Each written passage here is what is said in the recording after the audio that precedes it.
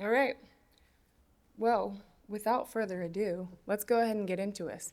Let's hear from the top. Let's hear from uh, Mr. Matt Isnor, who is the qualification master, the one that is looking at 8140 and is able to be agile, flexible, responsive to all of the wickets that 8140 has caused for us, the churn that this qualification program has. No, it's been great to collaborate. It's almost on a day-to-day basis that we work with DOD and the CIO team in order to implement this program. A lot of the questions that you guys have, we understand that we need to get some clarification, and so we're very, very excited that DOD always welcomes the opportunity to come out and brief you guys and let you know what's going on at the DOD level. So I will turn it over to Mr. Matt Isnor to brief for us.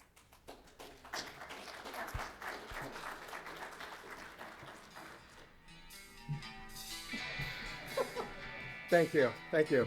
Okay, hold on. You gotta wait. You gotta.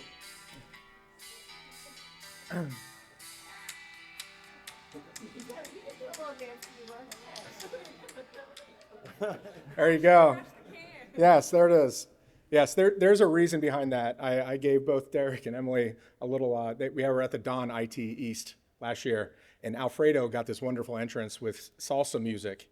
So I said I wanted some entrance music, maybe some smoke puffing up or something coming through. So yes, thank you very much, Emily, for the introductions. As Emily mentioned, the Navy has been a wonderful partner in this whole effort. They've been out in front driving a lot of these initiatives, and one of our best trusted partners to help us with a lot of these kind of solutions and problems that we have. I am, yes, I am usually the one on dartboards, usually called the problem child for all of these things and pain points. So I apologize for that, but there is a reason to the madness behind all of these things. And we're here to help. This is not a thing that we're going to just turn over in a matter of 1 year, 2 years. It is a decade-long effort to try to change the culture, change the effort of where we're going with how we qualify the workforce. And it's not, and as I get into my brief, this is not just a cyber thing. We're getting all technology, all digital areas are kind of replicating what we're doing, and even some of the other functional communities, acquisitions, legal, finance, are liking the concepts that we're coming up with in building this structure. So you'll start seeing a lot of this across all of the department of how we go about trying to get these people qualified. So with that, do I hit right? There it is. There's a lot of areas that I'll touch. Again, this is kind of an open forum. As I go through, there's a whole area of 8140 DCWF assessments that I'll touch on today, kind of give you guys an update on where we're at, where we're driving in 25 and even into 26. But please ask questions. I don't want it to wait until the very end. If we have a slide up here that's actually talking to DCWF, please jump up, ask a question. We can get into the weeds of all those areas. So with that, I also wanted to highlight a little bit. We brought our team here, but I wanted to make sure that you guys are aware of some of the other briefs. My boss, Mr. Mark Gorak, will be briefing later downstairs at 11. He touches a lot on the higher level strategies, where we're touching with the national defense, with cyber workforce strategies areas. And then he also is briefing up here at 2:15 later today too. Yeah, the Don Pavilion. So if you missed the 11 o'clock, you're busy, go make sure you make the 2:15. Different focus. I'm going to get in the weeds of the various qualification programs. Also, we have the esteemed Alfredo. He is briefing all the data areas, how we kind of take the collection of information, the codes, all the qualifications, and kind of put that into a data outread, be able to kind of show that to our senior leaders. So make sure that you go to that one. That's 8:45 back in here tomorrow morning. He will be briefing that. And then I am also on another panel on Thursday at 9:45 with some of our commercial providers, answering all wonderful questions again. So if you get bored of me today, come back again on Thursday. So I wanted to hit a couple of these things up front in the early slides to kind of show the why. we touch a lot of things in the qualifications, what we're trying to build. I've mentioned changing a culture, changing the area of how we do about understanding the capabilities of our workforce. We have to be able to tie to our strategies. We got to show that connective tissue all the way up to our national defense strategies, all the way down into our fulcrum, which is the DOD CIO, strategies that focus on modernization and all those zero trust. We have pushed the envelope. In the past, workforce has gotten half a clip or half a page of emphasis and strategies. And with the kind of constant engaging, constant importance to our senior leaders, we finally have gotten an LOE. We've gotten our own area. As Ms. Beavers kind of mentioned yesterday, LOE 4 really focuses on how we qualify our workforce. What is the number one most important asset in all of the department? Our people. So we got to make sure that we kind of put all of that emphasis on there. And you even saw some of the questions yesterday. Half of them were on workforce. We got to get after getting the right equipment, the right training, the right tools in front of our people so that they can do the jobs on a day-to-day basis. So that's what we're here trying to do. And then where we kind of talk, if you go a little farther down, the cyber workforce strategy, we inside of the DOD CIO really focused in and trying to build that out. It gets after, it's signed by the SecDev at the time. It really kind of puts some emphasis, and it's not a CIO-led strategy, it's a department-led strategy. Collecting all of the technology, all of the digital people inside of it, making sure we're all going in the same pathway to drive and push the envelopes on all initiatives. And we're not just talking how we actually qualify our people, we're talking the 4 main pillars of human capital, the identification, recruitment, retention, and development of those people. All the problem things, clearances, time to hires, attritions, those things are inside of that strategy, trying to push and knock on the doors and see if we can change some of those areas. One of the big initiatives that I think we've kind of really tackled is time to hire. I think when we first started this effort, it was over 150 days. Now it's under 80. So that is a huge effort that we're trying to kind of make sure that our senior leaders are well aware of. We're constantly competing with industry about keeping our talent. So how do we help doing that? Nothing's worse than a great operator or a great developer coming in and saying, I want to go work for the department, but can they wait 3 months to do that? No, they're going to go jump and work at Google or Meta or any of those areas. So we've got to be able to kind of be better and start working with our HR providers to get that through the wickets. So strategies are important. You see Advana at the very bottom. Alfredo's going to touch a lot on this, but this is an important thing. The best way to get resources, to show our message, to show our areas, is just show the data. Nobody can dispute data. It's in the docket, and you make it into these wonderful graphs, and our seniors start seeing these various charts, the readiness charts, all of the areas, so we can actually start telling the story correctly. All of you guys, and this is why it's important, all of your information funnels to us. We just tell the story. We're your advocates up at the OSD level, up at the congressional levels. We're here to assist you. So please help us tell the story. Tell us the correct information, the coding, all of that stuff. Once you funnel it in, it'll come straight to us, and we'll help tell that. So the pain points, all of those areas, we want to be able to be your advocates. When I talk cyber, people traditionally, and this has been our one big thing about trying to articulate this outward, cyber is not cybersecurity. Cyber is a big breadth of areas that we consider inside of the department. It is IT, cybersecurity, cyber effects, cyber ops, the support people like Intel, logistics, enablers, HR that come into cyber. Also now AI, data, software engineering. Why do we consume that? Why do we kind of bring that all into the same umbrella? Well, the talent, the people that come into this arena all come from the same background. They all do things at K through 12 and STEM. They all come through various disciplines, programs of study in academia, or go through military training and have similar backgrounds. And we're trying to find the best talent out there to come into the arena of cyber. So let's all work in functional communities across the board together to kind of drive that talent. Let's not compete. We compete all the time with industry, or we collaborate with industry to try to drive the way forward with them, but there's a lot of making sure that we're all telling the same voice. We're all moving that envelope down the road so that we can actually bring the best quality talent into the department. Now, this is one of the big things, the debunking that I want to kind of spell. People seem to think, and I don't know if anybody here is familiar with the old 8570. Yeah, you can all gasp. Gotcha. I lived it too. I was military, did that, qualifications, 2210s, all the IA-WIT programs, the compliance drill. Understand it. And that's what people seem to think 8140 is kind of driving into. It is completely not. You got to work with us. It takes time to change this culture. It takes time to drive it forward. The first half of what we're trying to do is just understand the aptitude of people. What are they capable of doing? What is the best practices with certifications, training, education? Where do they come from? What is the background? We're trying to understand that blueprint to be able to find the best and the brightest. The next phase is what I call the residential training. That's the meat. You guys do this already. In every operational organization out there, you don't let anybody come in, new hires. You don't give them the keys to the kingdom and say, go do operations. I don't care what you do, just do something. You walk them through some kind of process, some kind of check ride, check sheets. Here are all the knowledge and skills that I need you to do. Here are all the tools that I need you to do or understand, platforms. That's what we're trying to standardize across the department so people understand it. If you go from, and the department's massive, you got all 4 services, 4th estate, hundreds of organizations out there, they all do things differently.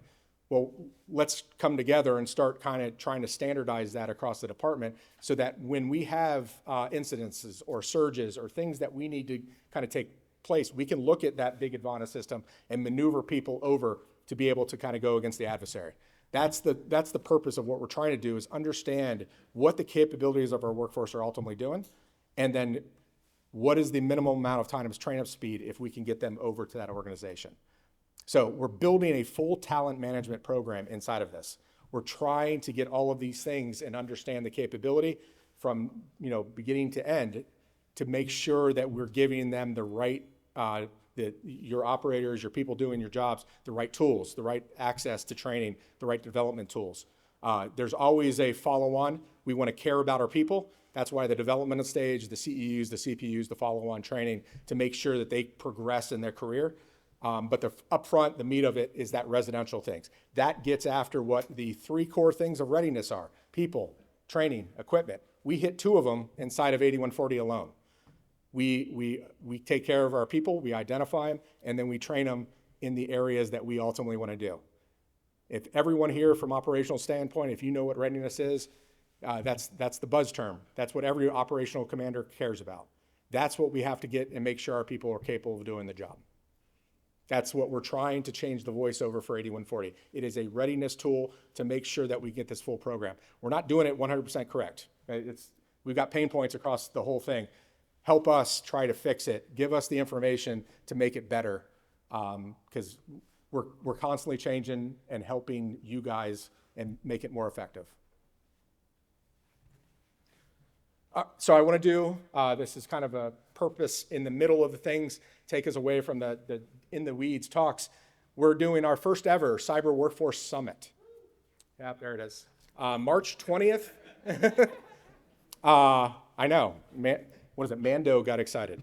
The March 20th and 21st, we are gonna do a 2-day event. This is the first one. It's the envision is to get it every year, get it bigger and bigger and bigger. This one right now is we're going to give you some insight. The first day is a lot of senior leaders. We're going to get General Hawks there, General Stanton's there, the CIO's there, PCA is going to be there. There's a lot of areas of the senior leaders are going to give their visions, and a lot of panels like the CIO. Mr. Gorak's going to lead a panel on all the CIOs and ask them the tough questions. Where are they at? What's the envision? What's the implementation plan? That's a wonderful first day. The second day is the real core stuff. We're going to get in and bring all the PMs, all of you guys there, and get in the weeds of the full programs of 8140, DCWF, CES, all the service implementation plans. You're going to put these guys on the spot and put them out in front of you, and they're going to tell you their envision. The big thing that we're trying to make sure is that the voice is consistent across. Every time I go out to operational units, it doesn't really matter. It's because the department's so massive, every voice is different. It's kind of that campfire talk. It starts here, and then all the way, it makes it all the way down to the end, and it's completely changed.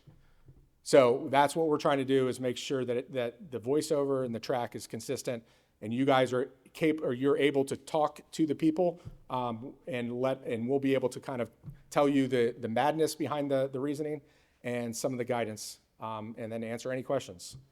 It's a thing for you guys. So if you haven't signed up, please go on. There's the links. Would love to have you. It's at National Defense University in DC. We still haven't, we might keep it there over the years, or we might transition it regionally. We still haven't figured that out. All right. You can't see this, but this is the wonderful, and these are all the cyber elements and work roles. There's 73 of them. They've got some color codes on there. If you don't have this, we can get the slides out to you. It highlights things like TLMS, what we're working on with TLMS, trying to get incentive pays, what work roles we're looking at to kind of make sure that you guys are getting the right pay and things like that. But these elements are important. Look at the very top is the OPR. Those are the functional communities that ultimately run and facilitate that content. I want to highlight facilitate. You look at IT and cybersecurity. DOD CIO is not the SME in all of those areas. We have to talk to you guys to bring the best information.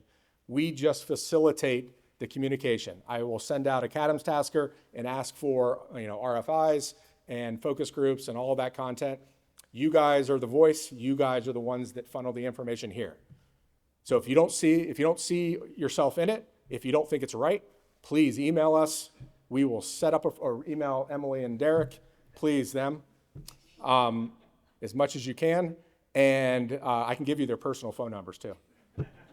Try to do it as much as possible and we're trying to reflect the accurate information. We're constantly trying to be agile, responsive, and flexible for you.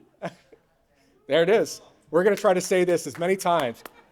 The start of this is Mr. Gorak. Those are his 3 buzz terms. We're going to get t-shirts. We're going to pass them out to everyone. So with that, I mean, these are things that we want to make sure reflect what you guys are doing. In all serious note, you guys are the people that kind of influence this. Please tell us what it is. I know you're going to have a question. Yeah, the question is, will this be virtual, and how will it differ from what's being briefed this week? Virtual? Yes. Are you talking at the DOD Summit? Regarding the DOD Summit. We're working with FC on a possible YouTube video, but we won't have teams like you do here because it's at NDU. There's some limitations. So we encourage for max participation in person. If everyone didn't hear that, so we'll record it, YouTube, try to push it out. But NDU has some hurdles with teams and things, so that won't be possible. Get there in person. It's NDU. DC, we'll go down and have a social afterwards. Any questions on the work roles? These are, I want to highlight some of them. The cyber effects ones for all you cyber ops people. Those were just reflected and 1-for-1 with Cyber Command. We just did a huge effort to make sure that those are consistent with everything from task and knowledge and skills that they have in their JCT and CS. So it is completely reflective. Another one we just added was capability developer, different than your software developer. Capability developers focus on the OCO and DCO DODN tools that those cyber ops teams do. So you go in there and look at knowledge and skills, you'll be able to kind of reflect that and understand it. But I wanted to highlight that one because that was the most recent one that we've updated. We're consistently talking to the OPRs for all of these to make sure that we're having a normal battle rhythm, making sure that we touch this on a yearly basis, maybe every other year, but also when an ops happens or an attack or an incident happens that we can respond as quickly as possible and update that work role. General. It's on, isn't it? Okay. Thank you. Keith Potter, Navy Region Northwest. I'm right across the street from Seattle. Very nice. One of the biggest issues that we have is retention, gainful employment, and starting early on learning. Yep. Partnerships and teaming with schools, universities, all the way down to the high school level to get kids interested into the program so we can mature them into what it is we want to be. I'm looking to see what we're doing with regards to CISA and if we're going to tap into that bulky dollar figure to help those who are near Silicon Valley or other technical industry areas, because retention rate is about a year Yep. for most of our SMEs.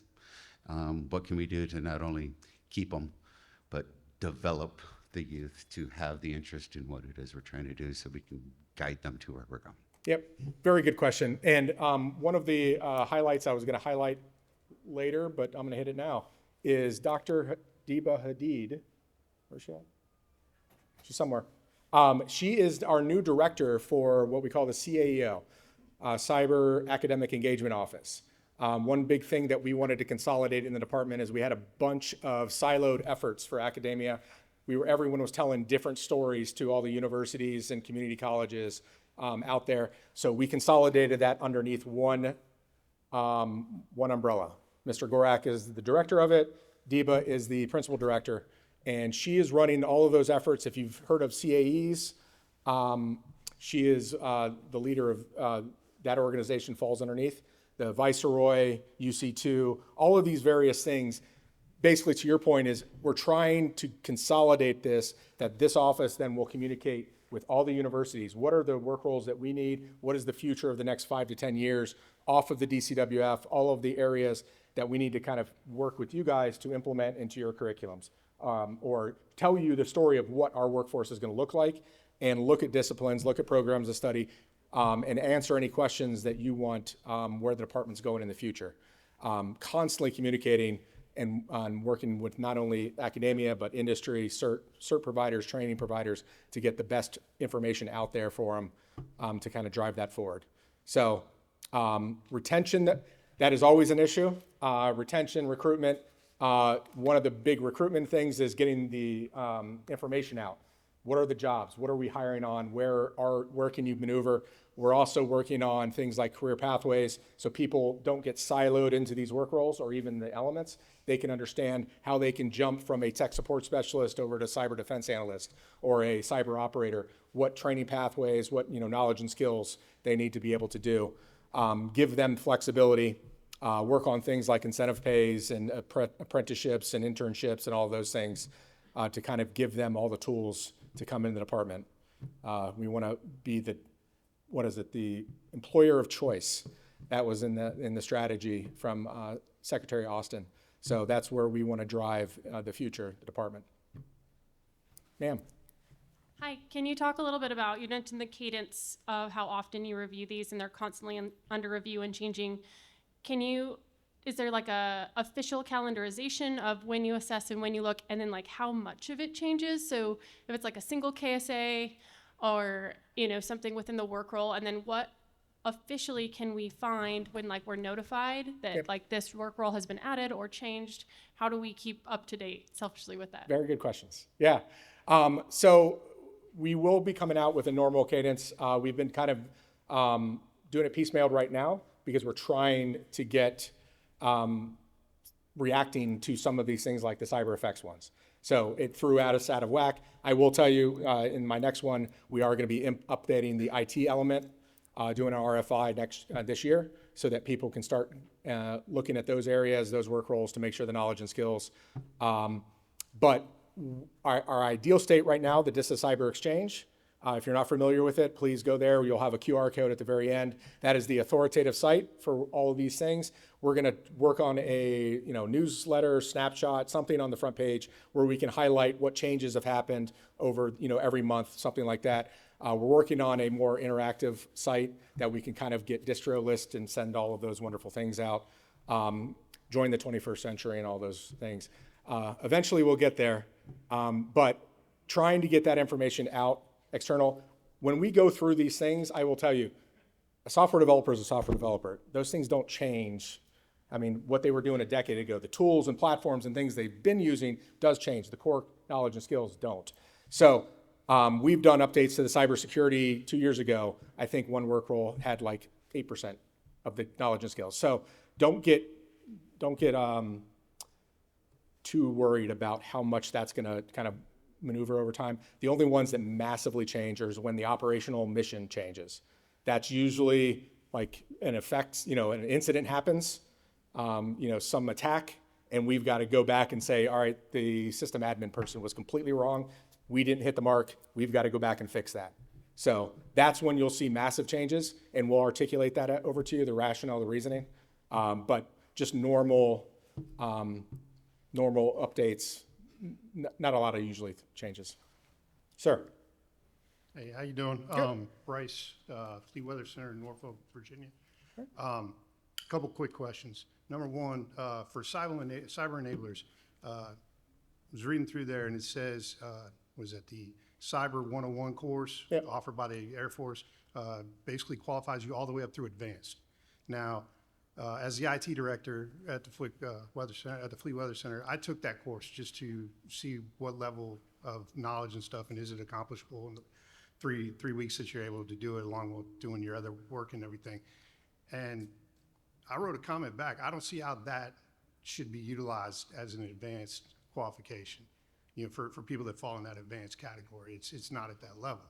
I mean, it's good for maybe up to intermediate, but definitely beginner level. It's definitely a great intro course. It's a 101 course. So I'm just wondering why that was chosen as the all-encompassing for that group. And my second question would be, and I know there's probably a few other people that are dealing with the same problem. We have people that are not working in 2210, work role, for their assignment. But they're doing sysadmin work. They're building web pages. They're making alterations to custom software and stuff like that. And their response is, well, we don't have to be a part of the cyberspace workforce. And we're kind of like, if you're going to have access, you need it. And their department heads, if they're in a different department other than N6, they're like, well, we don't know nothing about it. We're not going to do it. And then they throw up a whole can of beeswax. How do we defend against that? How do we actually show that, no, you have to do this if you're going to have these rights? No, it's definitely an interesting things that we've constantly going back and forth this. And every time we go out to various organizations, commands, combatant commands, we always meet with the J1, the J3, and the J6, because the effort on what we're trying to do is all three of them. J1 obviously does the coding. The J3 should be the driver of all of this. They do operations. They're the ones that, at the end of the day, should be really invested to make sure everyone in the cyber arena, because if even in the J6, you do all of the infrastructures, the cybersecurity, but the operational people can affect the actual mission. So the J3 director should be the one saying, no, I want every single person to have this training, to have this insight, to make sure they're coded, to follow these qualifications, because you can affect my mission at the end of the day. So we're trying, this is back to that voiceover, the readiness aspect. We've got to be able to kind of tell that story and show the worth to our various commanders in the operational wings that this is important for our people to be able to understand cyber, to understand that they can have decremented issues against the networks if they do something. So those system admin, 100%, every one of them. If you see the 4 aux series out there, we did that as a standardization, but it doesn't matter. Any of the work roles in cyber is agnostic of aux series. You can be anything. You can be a 343, you can be a 201, whatever you want. As long as you are doing cyber, you should be coded against this. And that's, if you're having issues with that, email her. Yep, so on top of that, for the Navy specifically, DOD put out their coding guidance. In there, it has those four, but they don't like to use the word core, but they have those 4 aux series that must be coded. On top of the coding guidance, which I think we can get you, it's, as Matt just said, they're agnostic, right? There's other aux series that could be potentially performing cyber. And in the Navy specifically, under our 5239 guidance, which we still follow, we've pushed out the instruction. I'll be talking about it here in a minute. Last year, we're getting ready to publish out the manual, which is the meat and potatoes of the program under the 8140. It is a requirement to code people that are performing sysadmin type, have PAAs, things of that nature. So we can get you all the guidance. It's out there already. So if you need that, hit me up, hit any of our team up. We'll provide that to you. So there should be no reason or argument on behalf of folks that are actually doing cyber space work. Yeah, and there's also a couple of new guidances out there that we'll make sure that we get posted the various coding, anything under the DCWF code in accordance with proficiency levels, all those areas.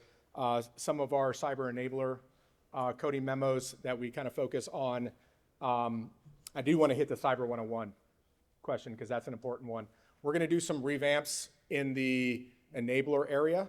And to your question, to advanced, would love to have that feedback. Please provide it and we would kind of walk through it. The whole purpose of the enabler work role is any support external person, acquisitions, legal, HR, they're coming into a cyber operations, you want them to have some familiarization with cyber. Not necessarily the full tech where you actually walk them through and understand blades versus servers and all of those things, but understand capabilities, policies, strategies, so they're not deer in the headlights. When we did a blanket statement of Cyber 101,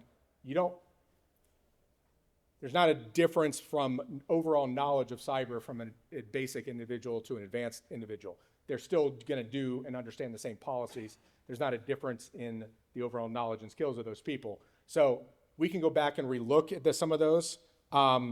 There's some areas, some work roles in there that we ultimately want to relook at and bucket differently. Your forensics person, your criminal investigator type person, make sure we maneuver those. But when you're going through and updating that, we're trying to possibly get some more offerings of difference of Cyber 101, Cyber 102, Cyber 103 type stuff. So future invest. He wants to counter my advancement. Just really quick, when you say there's no difference in knowledge between a beginner and an advanced level person, I kind of got to stop you on that one because I'm sure hoping that advanced level person is a whole lot more knowledgeable on policies and procedures and everything else than that entry beginner level person. And in a lot of cases, they're trying to say that, IT department heads fall under cyber enablers as policy and planning, because they're the ones developing the policy and everything It's actually else. another work role that's going to be most likely switched just to get it outside because we're seeing a lot of that. J6 directors, people that fall under 752s, shouldn't be binned into an enabler because they're need to be much more technical and understand. But yeah, I mean, I would love to, after this, discuss the things of trying to understand the inherent knowledge and skills of understanding a policy document from a basic to an advanced, how that necessarily differs, but would love, yeah. Stick around.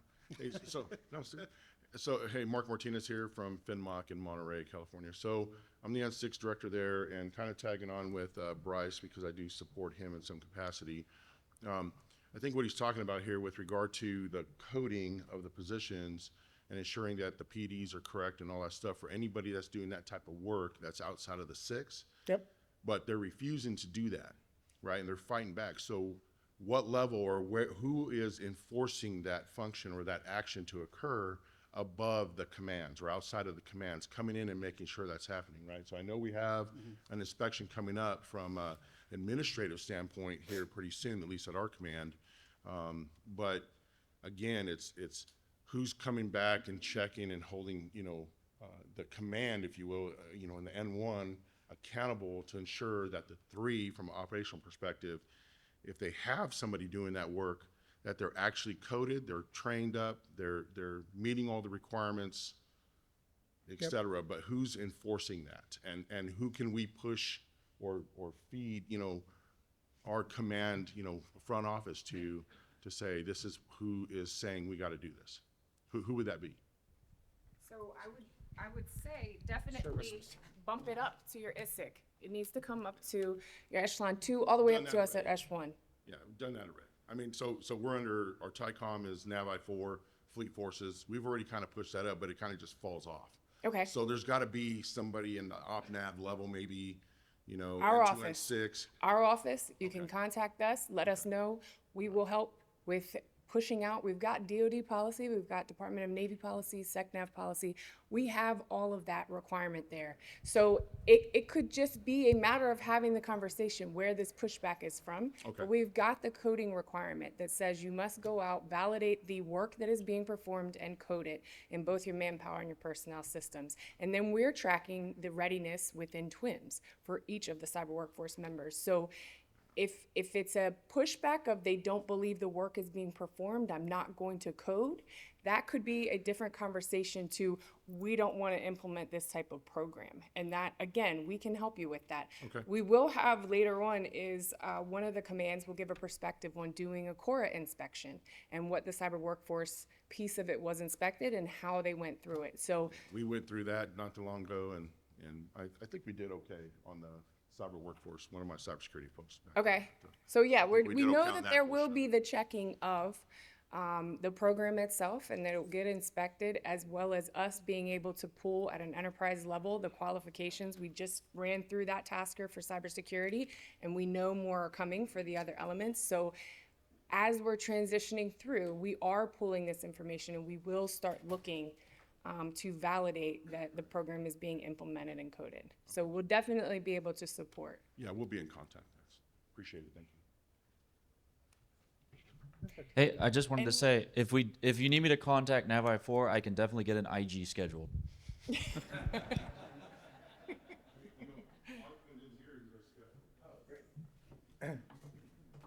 Yeah, and that's, every service, obviously go through the chains, talked. I know DISA has inspection squads as well, they're gonna go through. We see it from the top level, but are always in communication. So if they can definitely help you, we can help you, whoever. A question from chat. They wanted to know when the education will be filled out for some of the specialty codes, or the work role codes that are TBD. So when the education part, that is listed as TBD on some of the work role codes? Oh, so they probably don't have the most up-to-date one. Everything's been given a code now. So you look back. So it's under the foundational qualification. It says TBD for education. On the Oh, gotcha. foundational qualification matrix. I got you. Yeah, so that is one of those that we're communicating and things. We're trying to, again, back to the purpose of 8140 and the baseline foundations is trying to find people with the aptitude. Back to the gentleman's thing is about advancements. Advanced in technical areas, you expect a certain type of person coming in. An advanced person, individuals that have the ability to understand all mission, all operations. You can go to them and understand it. So what we're trying to do is validate the background of an academic program, a discipline, to make sure that that person has the capability of doing that. Trying to look at various undergraduate, graduate, PhD level type courses to see if they have the knowledge and skills, or include various competitions, challenges, things that we can kind of incorporate to make sure you're getting the best quality person again at the end of the day. So that we're going through and trying to do our due diligence to make sure that we're putting out the best information and not just throwing a blanket, hey, all PhDs are capable of doing advanced stuff. We want to make sure that we tie it and get it back to the knowledge and skills. So they're asking if you had an estimated date when that would be released? TBD. Yeah, we're working on it. Ideally, we're going to have updated quals here. This is, some of the areas that we wanted to highlight for you. We're going to be doing updated. We're constantly doing ingestion from certification providers, training providers, academic partners, working with our CAO in disciplines and programs of study. We're going to be updating the CS quals matrix throughout this whole year. It's going through right now. We're waiting on some validation. I'll talk about SME validation group that I kind of put together to ingest another 21 certifications into that overall cybersecurity quals matrix. As Emily mentioned, we've got another tranche of IT, cyber ops, and enablers that are due to be qualified and reported on February 2026. So you're going to see a tasker come out in October that's going to highlight that you're going to have to start reporting all that information up. So we got to make sure that those quals matrix for IT, cyber ops, and cyber enablers is updated and has as robust as possible. If you guys know, we're always looking for new training, always looking for military service schoolhouses, best of breed, whatever you guys have, please send to them. We will take and look and validate to make sure it's in there. There's tons of amazing stuff out there that we're not necessarily familiar with, and we always want to be able to kind of look at it and possibly include it into the quals matrix and make it as robust as possible. as many opportunities as possible. We want to give that to our stakeholders. Another question. Eventually, will pay be different based on work role code and credentials? Say that one So more time. eventually, do you anticipate that pay will be different based on someone's work role code and credentials? I'm going to plead the fifth. It's possible. I mean, having discussions about various pay initiatives, aligning, various, a good example is the language pay. Individuals that are, get different language pay off of JQRs or proficiency levels, that could be an opportunity to kind of incentivize our workforce to stay longer if we can go that direction. We already do TLMS for certain work roles. Inside of that, maybe proficiencies start baking into that as well. There's a lot of things in the discussion. How do we get after that recruitment retention bucket to make sure that we keep our people inside of the department and incentivize as much? But again, until it's actually finalized, I can only do hypotheticals at this point. And there was TBD. a clarifying question. Will you be looking for the foundational credential education at more STEM degrees than just the 5 that were listed? Yes. So we're constantly, what we initially did was we stood up a group of about 10 to 15 academic professors, deans, with some of our partners inside of like DAU, NDU, onto a panel, and they evaluated the disciplines inside of ABET. We're going to consistently look to expand that. We've partnered with ABET to look at those. We obviously are partnered with CAEs.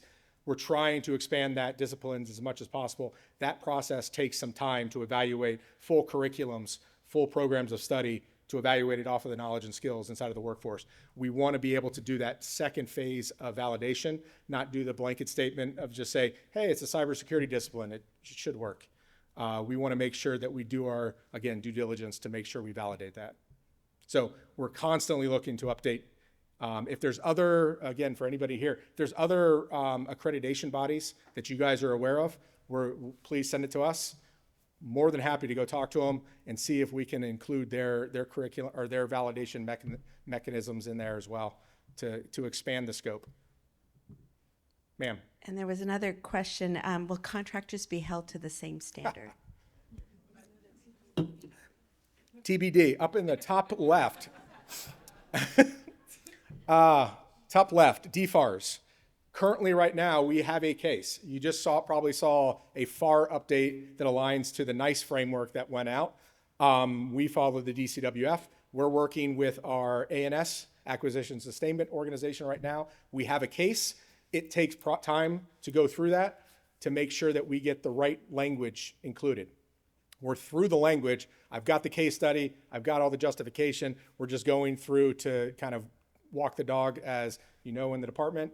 You have to go through every step. It should be simple, but it's 20 steps to get one, move a couple words. So we are doing that. I'm hoping to have that out third quarter, fourth quarter, maybe.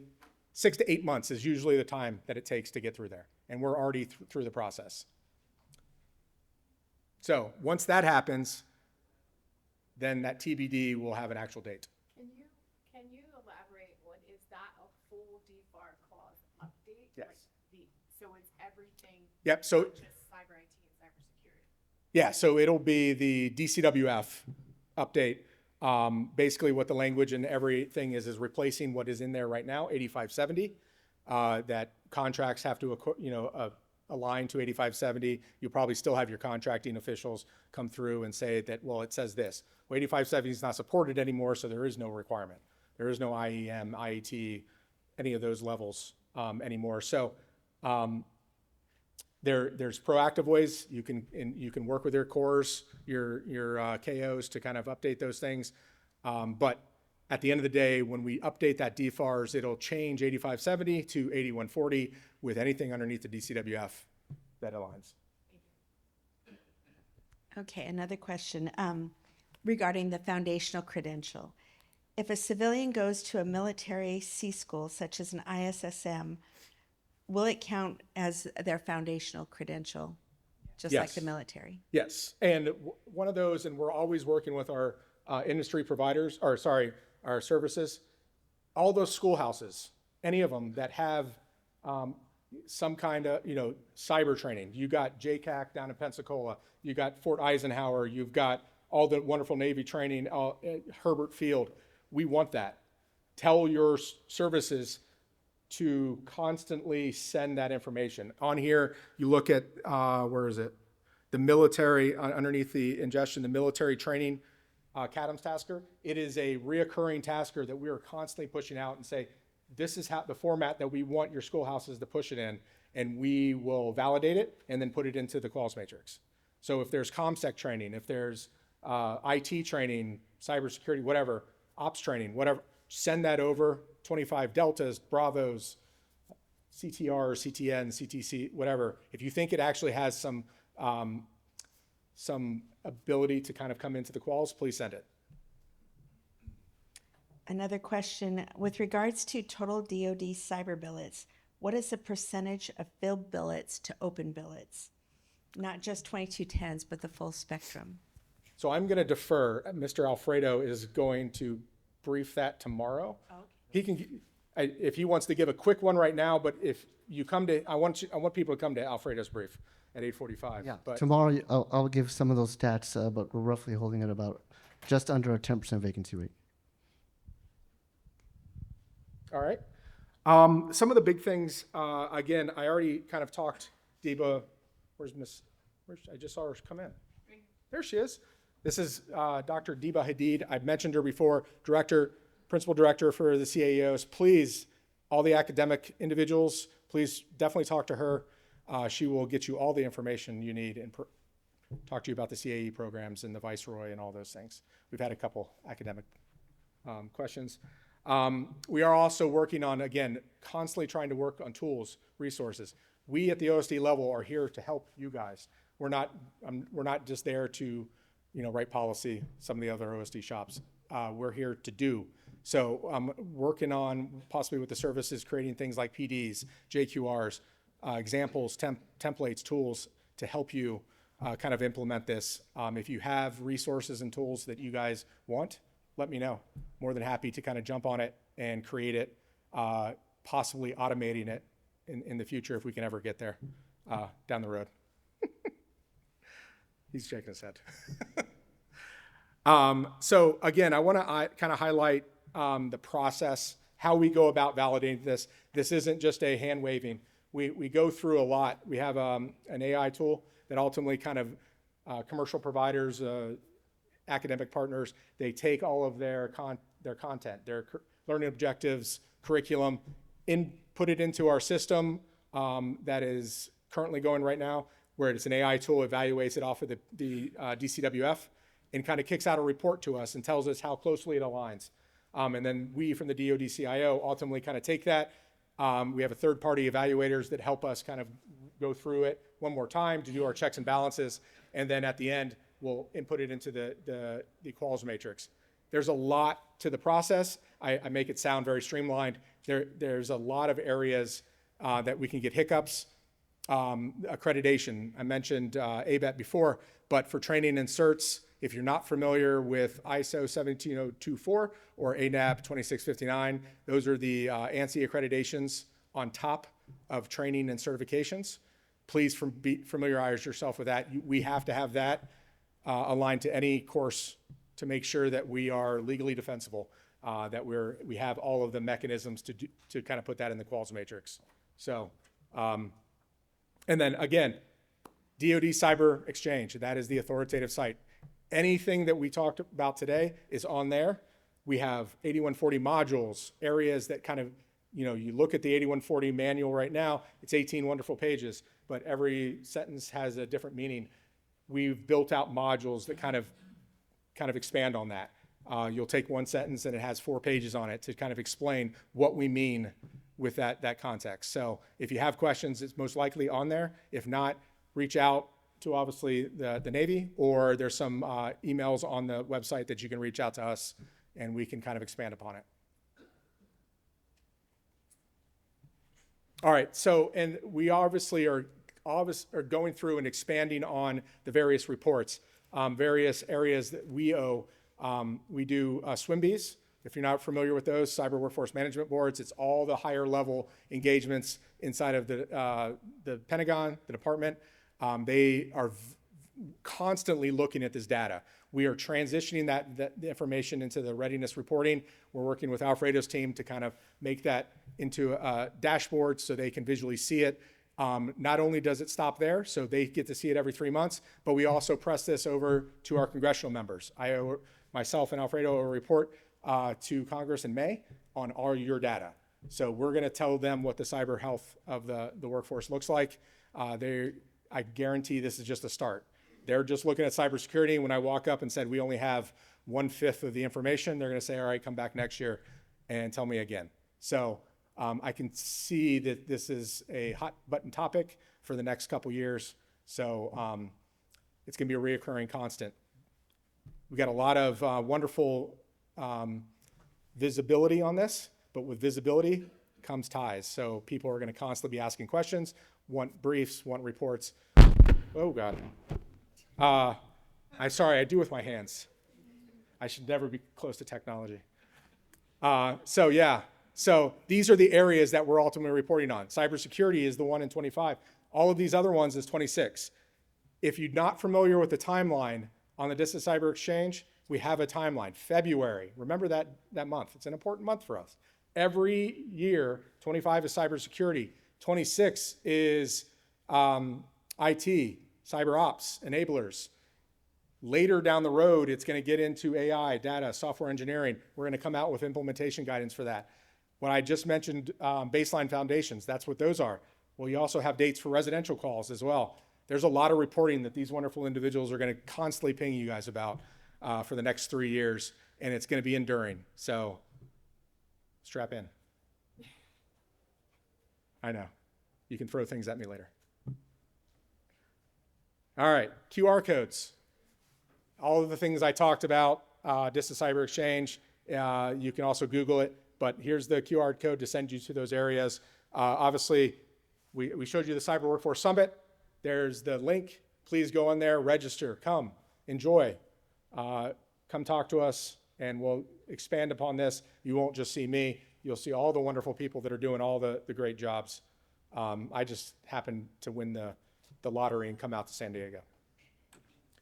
I'll pause there. Any more questions? This is the end. You made it easy. I mean, I know. He's here all week, folks. We can Nope. keep asking questions.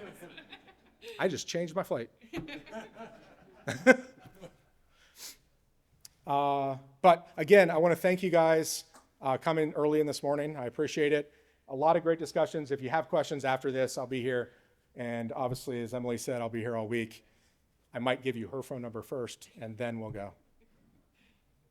All right. And I got the water.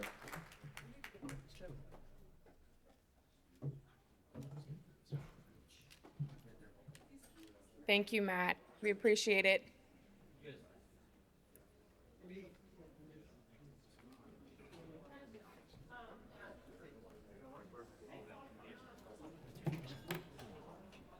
All right, we're going to keep on with the agenda.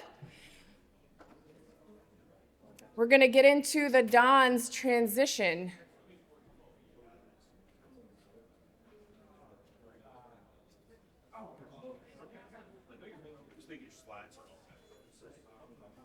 I got it, I think. Open up the next set. Yeah, I like that. Perfect. Got it. Okay. And you want to go full screen on that. This one? And if you're going to do that, make sure you stop that timer. Just pause the timer right there. Yeah, just pause it. That's all. Then you just advance. Okay, You're up. thank you. Thank you.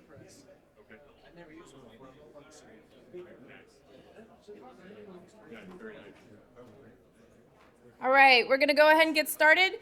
We're going to give you a look from the Department of Navy, our transition into the Cyber Workforce Program. We're in year 2. So the start of this summit back in Don IT East was when we kicked off our transition to 8140 land, as I call it.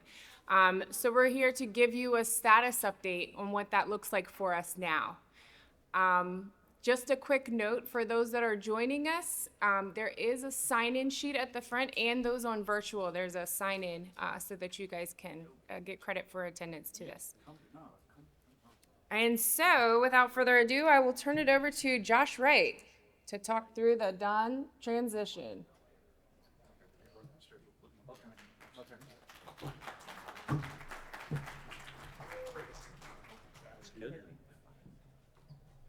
All right. Welcome, everybody, again. Josh Wright with the D4 team, your friendly neighborhood Navy PM. So I am going to call upon our Marine Corps counterparts as I go through some of this. We are going to talk about some of the transition. A lot of the transition, as you just heard from the DOD team, is a churn, right? So there's a lot that goes into updating this from top down. So we are taking, ingesting all the information that they are putting out, all the policy that's coming out, all the changes to the work role codes and elements and the qualifications that align, and we are working through that as best as we can. So we're just going to kind of give you a high-level snapshot of some of the stuff that we have been focusing on from year one since the 8140 manual was released and what we've accomplished in that first year.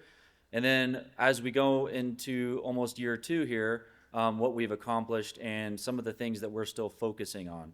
So it's real high level for this one specifically, but again, you guys are the ones doing the work. You guys are the ones at the command level that are having the issues. We know of those issues and some of the, the data discrepancies and things of that nature. The coding, a lot of the coding, that's one of the biggest harping points, and making sure that proficiency level and work role codes are correct, right? So some of the stuff that we are continually being assessed on, and now we're throwing in the readiness, as you just heard, with the cybersecurity tasker that we just put out to you guys, and more to come, as Matt just mentioned. So this one's a little bit harder to read, so we will get you these slides as mentioned.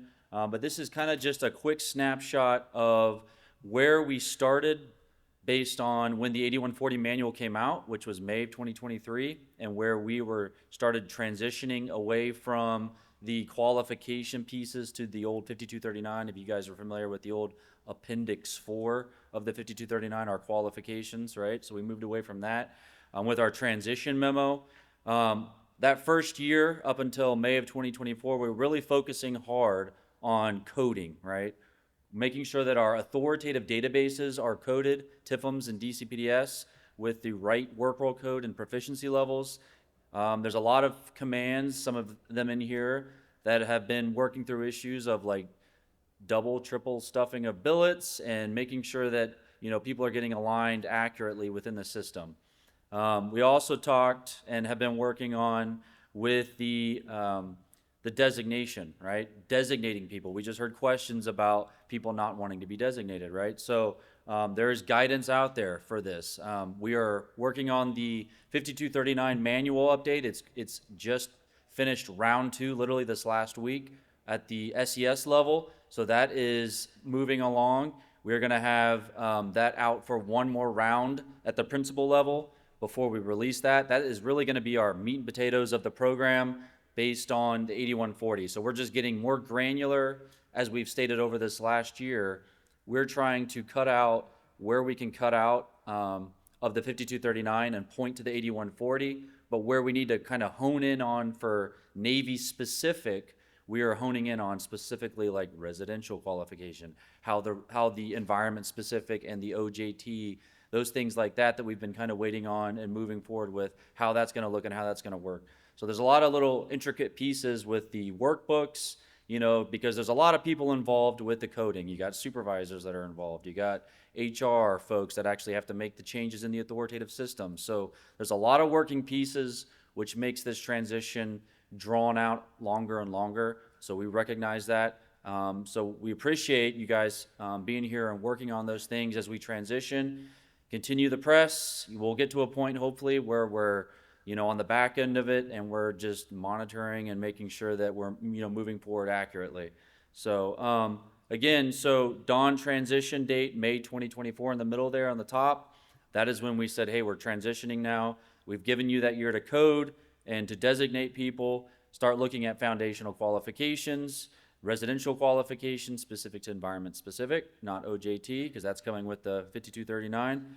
And we are pushing for, qualification now at this point and qualification timelines into continuous professional development. So continuous professional development comes after you're foundationally and residentially qualified. So working towards that, as I just mentioned, cybersecurity, we just did the first tranche of pools towards readiness on those work role codes under cybersecurity. Matt just mentioned, they might come back and say, hey, we want another pool. We've got all these other elements, the other 6 out of the 7 that they're going to be assessing us on. So things that we need to really kind of hone in on, target, and start assessing and providing metrics. So, and we're doing that, again, as Emily just mentioned, in TWIMS, right? So a lot of you have provided feedback over the course of the year where we've done a lot of updates in TWIMS. We're moving forward. The reportings are constantly being refined and updated, and we are continually waiting for the future qualifications of the other elements so that we can kind of get everybody else aligned. All right, so year 1, just to show you up here on the chart, we kind of wicketed this out into 4 different topics or categories as far as DOD, some of the stuff that Matt just talked about, some of the things that they provided in year 1, which again is May 2023 to May 2024. That's the release of the 8140 manual of 2023. So the things that they provided where, they put out the manual, they put out the initial tranche, or I think it was 3 qualification matrices for the DOD CIO owned elements, which they talked about. The DON specifically, we put out the 5239 instruction, right? And that came out, so we're great. That's, talked about a lot of the coding. We did work with our ASMNRA and OCHR counterparts to get out a coding sheet and HR guide, which really helps because, again, as cyber workforce program managers or folks that are managing this at the command, you really got to collaborate with your HR folks, right? So knowing the processes and steps in the coding of these folks and the authoritative systems where they are doing those changes. So make sure you're bringing your cookies to your HR folks, right? Have a good relationship with them, all right? So you guys can, be on the same page. Navy, down at the Navy level, systems ready, right? We talked about TWIMS and other systems where we are making sure that these coding and changes are done so that we're tracking the workforce readiness. Union notification, that came out from OCHR. We did a lot of work this year 1 with moving our portal page off of an old SharePoint site to the Cool website. So if you're not familiar with where we moved all of our resources, where we have all of our guidance, where we have all of our templates, a lot of our websites and links that we point towards for looking at specific continuous professional development options and opportunities, that is on the Cool site. So we will have links to those things. That's where everything was moved. It's more accessible, easier to flow. So please check that out. Military training to DOD. This is another thing that was just brought up. Just recently, even going into year 2, which is my next slide, we have done this in many phases.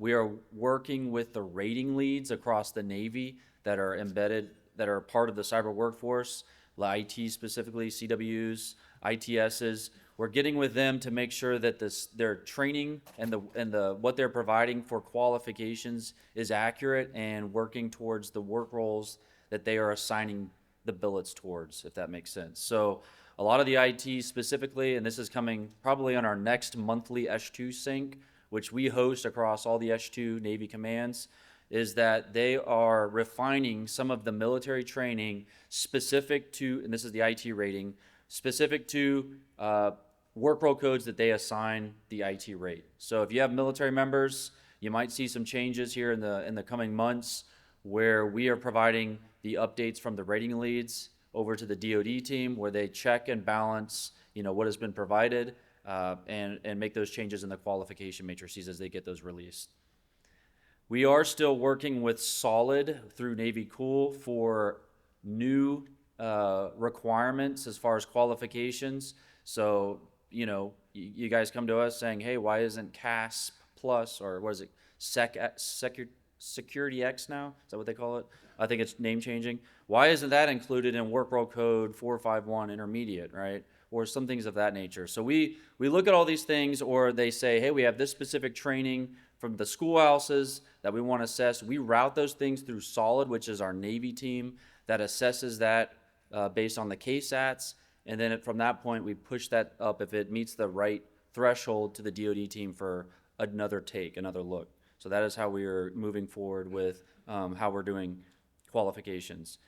And then as far as the Marine Corps, did you guys want to come up and, so they're going to provide some updates based on what they've been working for year one. I'll just do it from here. Okay, thank you, Josh. So for the Marine Corps, you can pretty much see up here what we have check boxes for. For those in the Marine Corps, thank you for the work that you've done in that year to get these things through. So finalized coding, I know you probably got 6 taskers from us across 3 years to get coding done, but we have it there.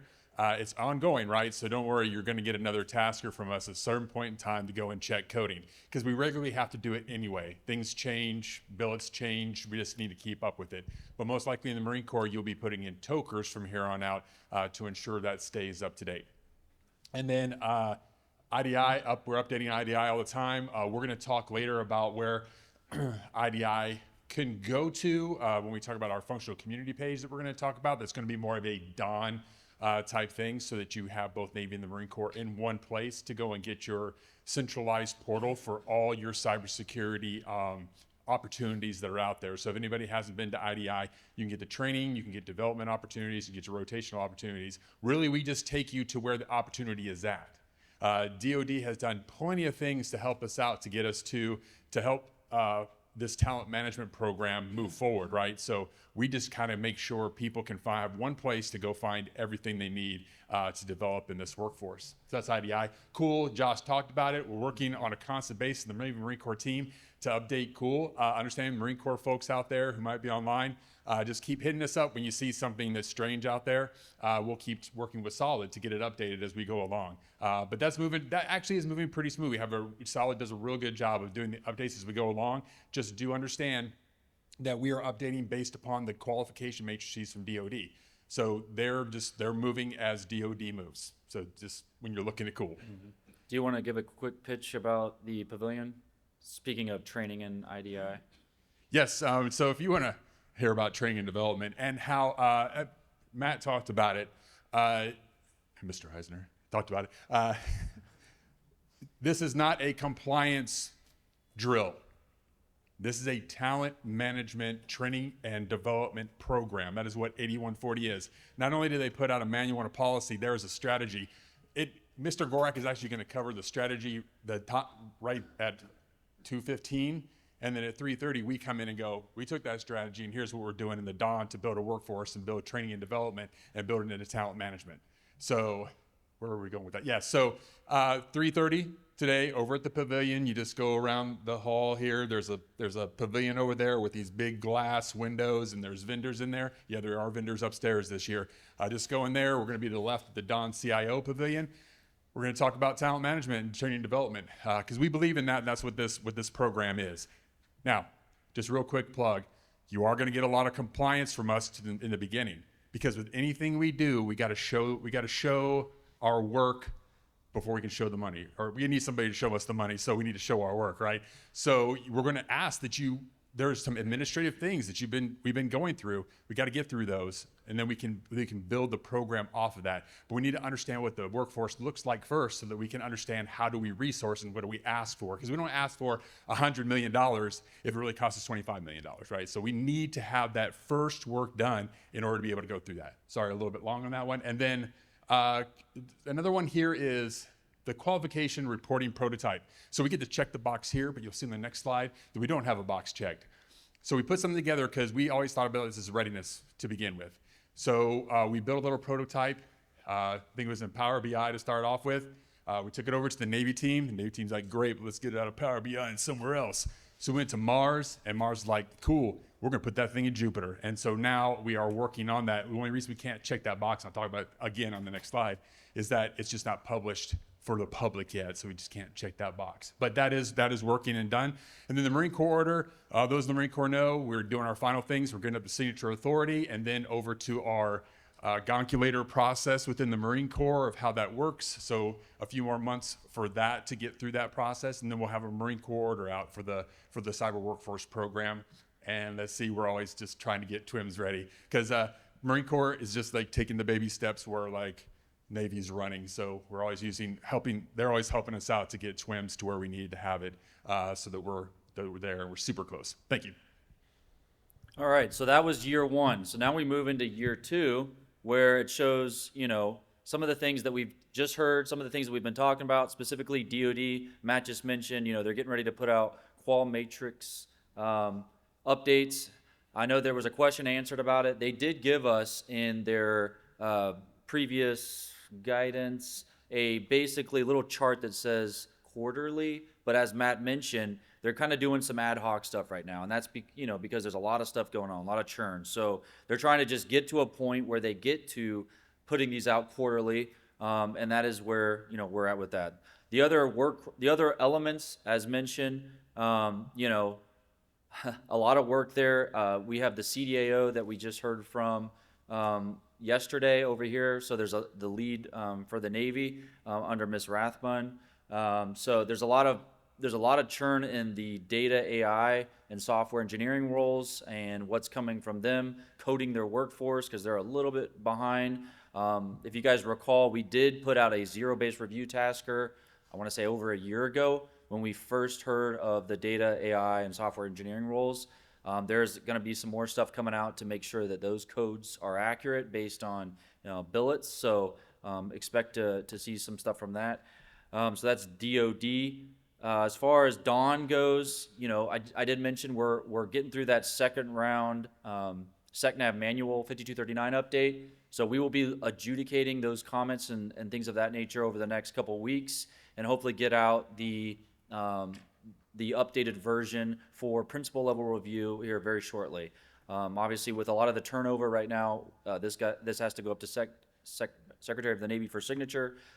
So there's going to be probably a little bit of wait time based on getting new into the position, things of that nature. So we're hoping, obviously, in this year, I'll say, so that gets pushed out. So host the Cyber Workforce Summit 2. I'm not sure what that is, but obviously we're here for 2.5. We're going to continue doing our summits in conjunction with the Dawn East and Dawn West. And again, as we come out here and as we hear from you all, we are always have the ability to swing by commands. A lot of you guys come out here and see us, so we're able to talk in person. But we like to hear how you guys are doing. Obviously, we do, as Emily said, the policy, but we also do the policing of the program. So we are multi-hatted in how we run the program. So we do want to hear. That's why we reach out to the S2s and they reach down frequently. So we can all work together and basically collaborate and be on the same page. Residential qualification process, again, that's coming with the update to the 5239. So be familiar with that. I think a lot of you have looked at that, and we have a question. Yes, it was back to some of the training. Are we likely moving away from TWIMs? I have heard that it may move to waypoints. Yep, so right now, Waypoints was designated as the Navy LMS, Learning Management Solution. So when we talk about training, we talk about waypoints. When we talk about readiness, we are not moving away from TWIMs in the immediate right now, because that is full force in which we use TWIMs as far as military, civilian, and it has the ability to put contractors in, but obviously we're waiting for the FAR and DFARs, whenever that will be, to get them in there. But right now, as far as what we are providing specifically to the CS, like the CS tasker that we just got from Alfredo, where we have to report readiness, we need to be able to do that in full force. And we can't do that anywhere else right now at the capacity outside of just TWIMs. So TWIMs is where we're staying right now. We don't have any intent, and we are talking about different options in the future years. So more to come on that. I guess I'll just say TBD. Any other question to that, Anna? Okay. All right, so year 2, Navy. What are we doing, right? We have no boxes checked, unfortunately, right? So, but this is because we're getting ready. We're getting into year 2. But these are some of the things that we're going to be prioritizing. As you guys can see, I know it's hard to read, but I'll list them off. Those that are probably dialed into Teams can see this a little bit better. But again, designated in writing. Honestly, I would actually check that box because you guys, that should have been happening in year 1. So people should be designated in writing at this point as we have transitioned. A lot of commands I know are. That is one of those things that is an inspectable item. Nav I4IG, Cora teams from Fleet Cyber, they'll come on site and they will check people designated in writing. 80% qualified threshold for the DOD CIO owned elements, right? That is our goal later this year as we kind of publish the 5239 and move towards meeting those 9-month and 12-month requirements. I will say that our first pool for the cybersecurity element that we just reported to DoD, we were around the 55, maybe I'm giving it a couple points, percentage of qualified. So again, for the cybersecurity, for the Navy, for those of you who are aware, cyber IT is where we have a bigger bucket of people in the cyber IT work roles. So, so more to come. Again, I know there's a lot that you guys are doing for the coding, which has held, which obviously partakes to the qualification readiness. So making sure that coding is accurate so that you're not seeing the unknown and the proficiency level fields in your TWIMS dashboards. That way you can actually get those people accounted for. So PD's updated, right? Cyber workforce inspection ready. Again, I know that the Coras and things of that nature, because I just met with Fleet Cyber a week ago, they are still doing Coras. They are inspecting to the qualification matrices that are already out. For the other qualification elements, or for the other work role elements that do not have qualifications out, they are still looking at the 5239 Appendix 4. So even though that we have superseded that, with the 8140 qualification matrices, there's not qualifications for everything out. So they're doing their inspections based on what we have been operating under since 2016. So, which is fair. TWIMS readiness, again, we've gotten a lot of feedback on a lot of the changes, and we're going to have a brief from the TWIMS PM, Joel Allegra, who's going to be here this week. So we'll hear some more. We've done a lot of more automation within TWIMS. So that's come a long way. We appreciate the feedback that you guys are giving us in that capacity. So we're moving forward with that and the readiness reporting there. The portal page migrated. We should have checked that box too. That has been migrated to Navy Cool.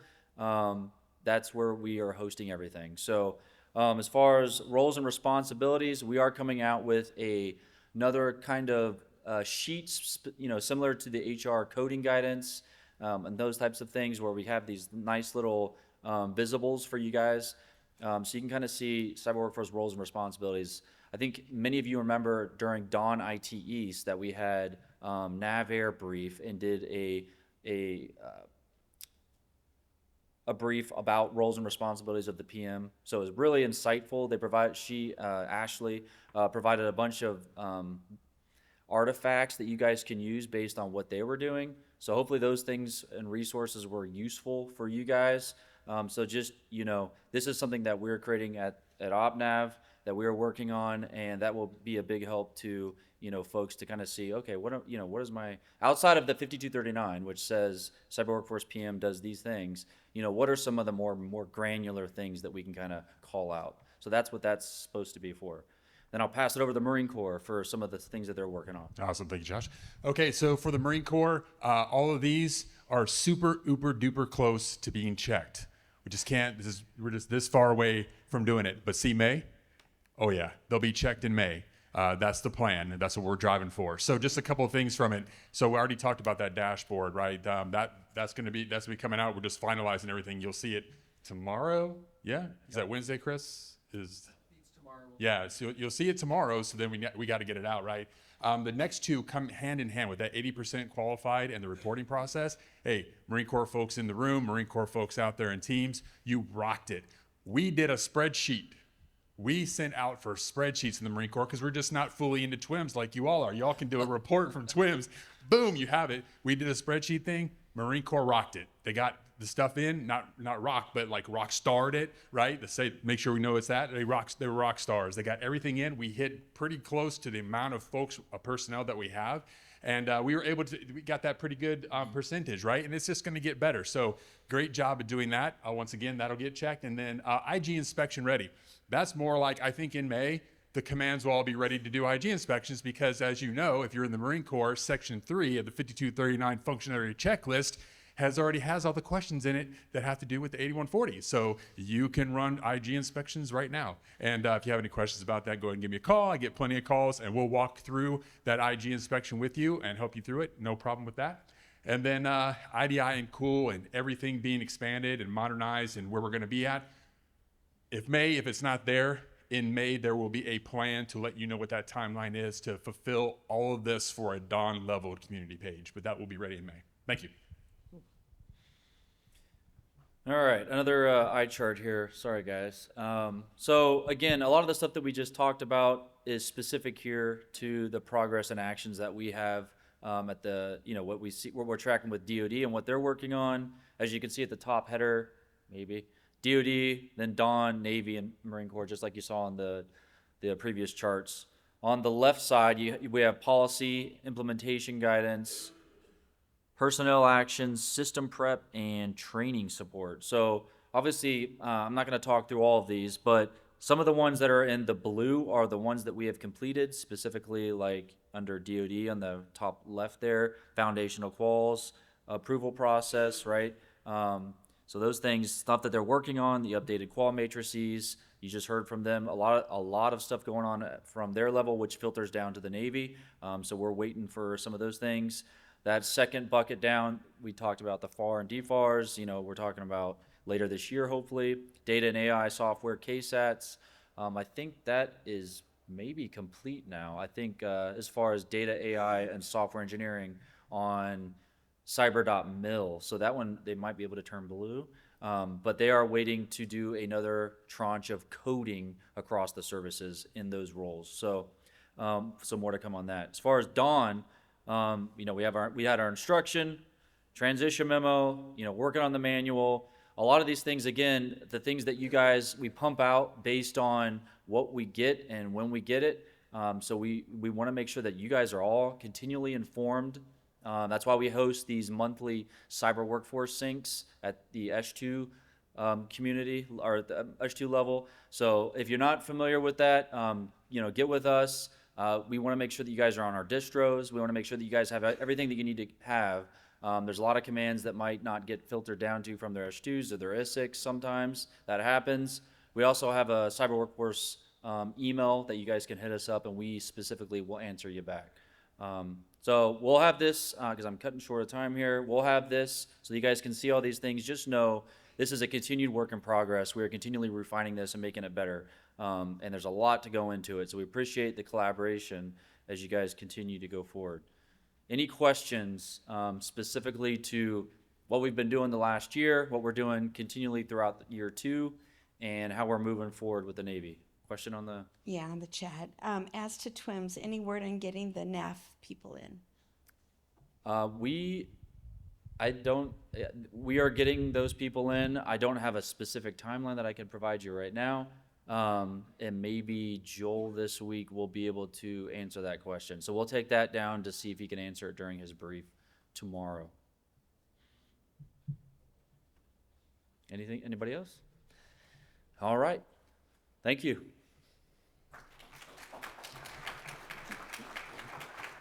Hey, are they going through here? We're going to take a quick 10-minute break.